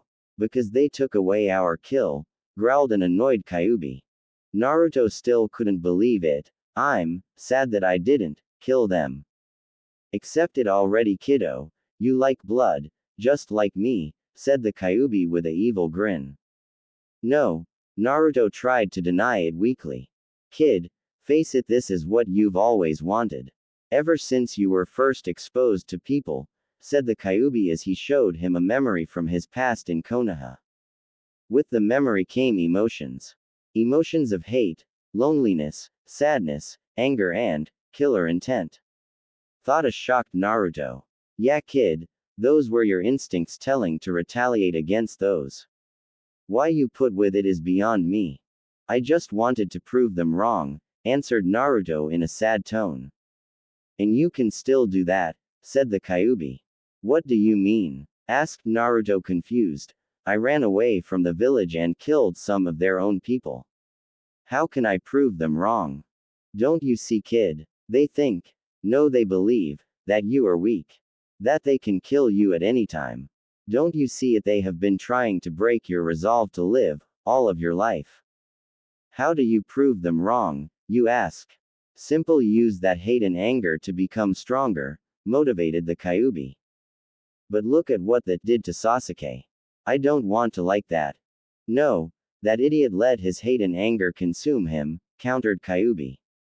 I said use your hate and anger. Use it as fuel for your strength, but never, and I mean never, let it take control of you. That was my mistake, mumbled the Kyuubi. Huh, what do you mean? Asked Naruto. Never mind that, I might tell you later. The important thing is that you understand and utilize what I have just told you. Will you do that? I'll try, said Naruto uncertainly. I won't take any tries from you. Just do it, said the Kyuubi forcefully. I'll help you out on the way. Yes, I will, said Naruto determinedly. Now, if you'll please notice what is going on in the real world, said Kyuubi sarcastically. Oi, Naruto, yelled Kisame. After not getting a response for the 3rd time, he finally punched him lightly in the face to try and wake him up. Ow, that hurts, you know, yelled Naruto. Oh, well, good to have you back, joked Itachi. Get a little freaked out by your first kill, teased Kisame with a grin. No, just, Naruto was unsure whether he should tell them about being able to talk with the Kyuubi. Should I tell them about our arrangement? Naruto asked Kyuubi. Yeah, but just say that you can talk to me and nothing more. Just what? Asked Kisame, still grinning. I was just having a conversation with the Kyuubi, said Naruto. Itachi and Kisame were both absolutely shocked. You're telling me that you can with the Kyuubi? Asked Itachi, then added, since we made the deal. No, even before the deal, replied Naruto, I'd say since I met him in person the first time, when Ero Sennin pushed me off a cliff. Ero Sennin, he must mean Jiraiya, thought Itachi. Why would he try to kill his own student? Asked Kisame. He thought that was the quickest way for me to learn to use the Kyuubi's chakra. That's insane. There are dozens of safer ways to learn chakra control, thought Kisame. Man, I'm tired, said Naruto, can we just go to sleep? Of course, as soon as we dispose of these bodies, said Itachi. They threw the bodies in a hole that Itachi made using an earth jutsu and then went to sleep, Kisame taking the next watch. 9 months later, they were sitting in a restaurant in the Water Country, celebrating the 1-year anniversary of Naruto's enrollment into the Akatsuki. While eating his meal, Naruto was reminiscing about the last year. The mission Itachi and Kisame had to the Waterfall Country turned out perfectly, and they were soon assigned another one in the Earth Country. The last 9 months consisted of constant missions for Itachi and Kisame, during which they traveled through many different countries to finally end up in the Water Country. Throughout this time, Naruto trained vigorously to build up his taijutsu, ninjutsu and genjutsu. The Kyuubi kept his word and would teach him some jutsus whenever he felt that Naruto had progressed enough. Since it turned out to be a jutsu every 2 or 3 weeks, Naruto assumed that the Kyuubi had so many that it would take Naruto many years to learn everything. During this time, Naruto also became a lot more attached to his teachers, especially Itachi. They seemed to genuinely care for his well-being, and not just because they were ordered to take care of him. This really showed when they remember his birthday. That day they gave him a day off from training to do whatever, then they took him out to dinner and actually gave him a gift. Naruto was disappointed at first since they gave him a book that seemed to just talk about the human body. However, Itachi explained to Naruto that if he was very well familiar with the human anatomy, then he would be able to defeat his opponents faster. The most surprising thing, for Naruto, was that the Kyuubi also gave him a gift in the form of jutsu. The jutsu turned out to be a summoning contract with the foxes. When Naruto was signing the contract, he noticed that his name was the first and only one on the list. This gave him a certain edge in battle, since no other person would be able to summon the same thing as him, and also because no one probably knew that foxes were available as a summoning. Naruto thanked everyone greatly. For the first time in his life, he felt like he had friends that cared. Naruto even thanked the Kyuubi, but not as much since he didn't want to get soft on the fox. In terms of training, Naruto now knew most of the fire jutsus. Except the forbidden ones. He knew several earth jutsus, many that didn't have a type, such as teleportation, special sight jutsus and enhancement jutsus.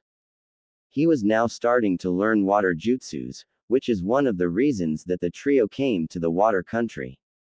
After reading the human anatomy book, Naruto memorized all the critical points on the body and did special kunai and shuriken trainings so that he would hit those points. Naruto also learned high-level chakra control, so now he used the exact amount he needed and was also able to hide his chakra completely. Only Itachi, because of the Sharingan, could tell that Naruto had chakra flowing in him. Also, during this last year, Naruto had changed drastically. No more was he the naive, innocent and loud little boy, now he was calm, collected and very knowledgeable. He learned how to keep his emotions hidden and in check at all times. He no longer joked around, not to say that he lost his sense of humor, he just didn't show it to everyone anymore. Physically, Naruto had grown to be only half a head shorter than Itachi, his muscular build was even with Kisame, and his stamina incomparable to either of them. After their meal, which Naruto insisted on paying for because he said that he had to repay his teachers somehow, the 3 Akatsuki members went back to their hotel. All the way back to the hotel, Naruto kept thanking them for everything. Naruto, you can stop thanking us already, laughed Itachi. Yeah, I think we have been thanked more times than anyone in the world, added Kisame. I know, said Naruto enthusiastically, but it's just that you are probably the closest thing I've ever had to family. Oh no, Naruto, your family was a lot better than us, said Itachi. You know about my family? Asked Naruto hopefully. Yeah, probably any Junin of the Leaf would know about your family, said Itachi simply, then added, especially your former teacher, Kakashi. Really? Asked Naruto, could you tell me about them? Wait, you mean you don't know? Itachi's eyes widened a little. No, answered Naruto sheepishly. Well, I don't know a lot, said Itachi. I know about your father, but not your mother. Your father was the Yondaime Hokage, Kazami Arashi, said Itachi. I have seen this name used for the Yondaime in several fanfics, so I'm gonna use it too. Naruto just stared at Itachi with bugged out eyes and an open mouth. My father was the Yondaime, stuttered Naruto, then he sealed the Kyuubi inside me. Why would he do that to me? Your father was a very honorable and noble man, Naruto. If he could make the sacrifice, then there would be no way he would ask some other family in the village, replied Itachi. That's one reason, kid. There is another, but it will be better if I show you my memory later, said the Kyuubi sincerely. Why didn't you tell me before? Said a now angry Naruto. First of all, would you have believed me? Asked the Kyuubi. Yes, replied Naruto. You say that now, but right now that information can't be put to any kind of practical use. And if I were to tell you before, back in Konoha, then you wouldn't have believed me, calmly explained the Kyuubi, but let's talk about this later, after you go to sleep, we'll talk in person. Alright, agreed Naruto. I can't believe Kakashi or Jiraiya for that matter didn't tell you, continued Itachi. Why those two in particular? Asked Naruto since he noticed Itachi concentrating on them. Simple. Jiraiya trained your father and from what I've heard they were really close. Kakashi was your father's student. Yondaime regarded him as prized pupil and treated him almost like his own son. Who else could know? Asked Naruto, trying very hard to keep his emotions in check. Tsunade. Sandaime for sure, most likely anyone that Junin ranked during the battle with the Kyuubi, said Itachi. I found out when I was testing out main Sharingan on an experienced Uchiha. To keep his only son in absolute darkness, that horrible, said Kisame, finally joining in the discussion. How did you know? You're from the mist? Asked Naruto. Itachi told me, a little while after we started training you, answered Kisame. I didn't say anything because I thought that you knew and it was probably a hard subject for you to talk about. I see, said Naruto with a slight hint of resentment, then after noticing that they registered his tone he added, but thank you for telling me, and I'm not mad at you in any way. I just found another reason to hate that village. Itachi nodded. Let's call it night, shall we? Yeah, said Naruto, but didn't move. Itachi walked over to Naruto and put his hand on Naruto's shoulder. Come on, things will look better after a good night's sleep. Wordlessly they each went to get ready for bed and fell asleep soon after, all except Naruto, who kept thinking about what he just learned. Damn those bastards, they couldn't even tell a simple thing such as who my parents were. Here I am over 14 years old and now I finally find out. Naruto was very angry right now. My teachers, Kakashi and Jiraiya, couldn't tell me. Especially Kakashi, prized pupil of the 4th Mai. If my father treated him like that, why couldn't he just return the favor? Resentment was now being thrown into the mixing pot of Naruto's emotions. I know why, he's just like the rest of them. Not training me because I'm the Kyuubi's container. Most of the older shinobi know that I'm the 4th son, but that doesn't seem to matter to them, does it? Oh no, doesn't matter at all. They all see the demon fox, there, precious, demon fox. Thought Naruto sarcastically. With these kinds of angry and hateful thought, Naruto finally fell asleep. In front of Kyuubi's cage. You know you were right, said Naruto, I wouldn't have believed you while I was in the village. Now, it just serves to fuel my anger and hatred and in turn fuel my strength. That's all great, but you've gotta calm yourself a little bit, said the Kyuubi, you're letting those two dangerous emotions take a hold of you. True, said Naruto and tried to relax, then remembered something. Hey, you said that there's a memory you want to show me, said Naruto. Yes, said the Kyuubi as he sent out his chakra towards Naruto. Kyuubi's memory. Naruto was dozens of feet off the ground in a forest. It was the middle of the night and he could see a great fire in the distance. Suddenly to his left he saw a giant toad appear. As the toad got closer, he could see the outline of a man standing on top of it. Naruto's view was changing, he was turning to face this toad. That must be Gamabunta. He suddenly saw a bright light appear from the man and felt himself being pulled towards the man. As he got closer he saw that in the man's arms was a baby. And that must be me, so that man is the fourth, my father. Before the was sucked into the boy he heard the man speak, I'm sorry to do this to you my son, but there is no one else that I can trust with this burden.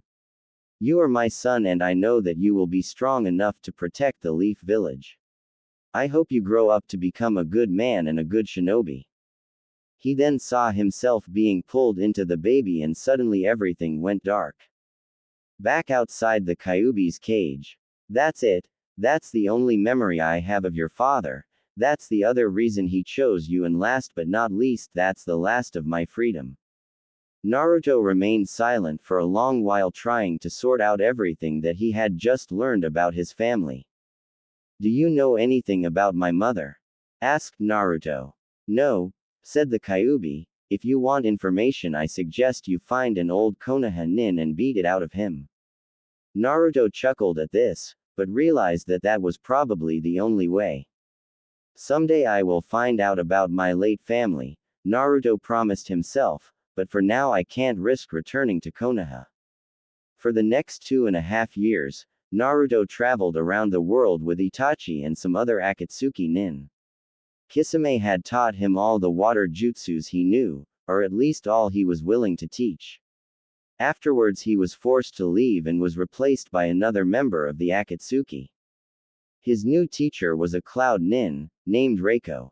Reiko was also a tall man much like Kisame. He had short silver hair that was as spiky as Naruto's and teal eyes. Beneath his Akatsuki cloak he wore a blood-red jacket, underneath which was a blue shirt. He wore dark blue pants that came down to cover half of his shins, but his tall black boots covered anything his pants didn't. Reiko taught him electric jutsus, for which Naruto seemed to have a natural affinity. After Reiko was done with him, Naruto could infuse almost all of his jutsus with electricity. It turned out that the Kyuubi knew several very high-level Raiden Kinjutsus that it taught him. After Reiko came a grass nin, named Mia. Mia was about as tall as Itachi, she had long dark green hair and emerald eyes. Sound familiar?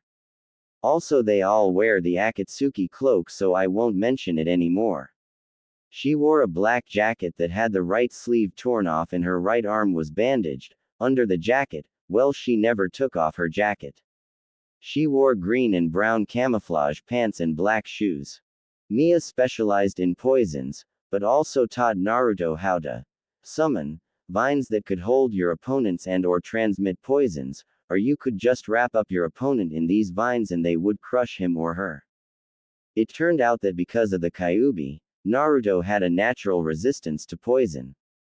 This meant that poison would either not affect him at all or the effects would be weakened by a lot. This gave Naruto a serious upper hand, since he didn't have to worry about staying out of the way of his own poison. During his training Naruto managed to befriend every single one of his teachers. His relationship with Itachi also grew to a point where they could share anything with each other. For those of you sick people out there, no, it was not a RELATIONSHIP. Naruto told him about his life early in the leaf, about the people or rather person that he could still consider a friend there. He also told him about Sasuke and his attempt to gain power from Orochimaru. Itachi in turn told Naruto about his earlier life and also explained the events that led up to the Uchiha massacre and why he left Sasuke alive. No, I won't elaborate. All in all, Naruto saw him as an older brother that he never had and occasionally would address him as Itachi Oni-chan, but only in private. It was after his training with Mia was done that Kisame came back and told them that they had a mission. This was to be Naruto's first mission for the Akatsuki. I will elaborate on the details later, said Kisame, but now we need to move out. Where are we going? Asked Naruto. To the Hidden Stone Village, replied Kisame.